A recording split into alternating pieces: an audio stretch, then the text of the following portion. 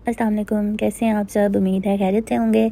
अच्छा, ये हमारे पास आया था एक निकाह मेकअप जो कि इनको बिल्कुल सॉफ्ट से लुक चाहिए थी। पहले हमने इनकी स्किन प्रिपेयर की, जो कि इनकी स्किन टोन बहुत ज़्यादा ख़राब हुई हुई थी। इन्होंने 2-3 टोन्स के अपना फेस किया हुआ था। फिर हमने इनकी स्किन प्रिपेयर की, इनकी स्किन स्मूथ की, 1 टोन में लाने की कोशिश की, ट्राई किया कि इनकी स्किन 1 टोन में हो जाए। अच्छा गाइस, इनको सॉफ्ट सा मेकअप चाहिए था, ग्लिटर से आइज़ की मैंने इनकी सॉफ्ट सी। सो इनकी ड्रेस भी बहुत लाइट सी थी, इनका घर पे ही इवेंट था, उसके अकॉर्डिंग मैंने इसको नॉर्मल सा सॉफ्ट सा ग्लॉसी सा मेकअप दिया है।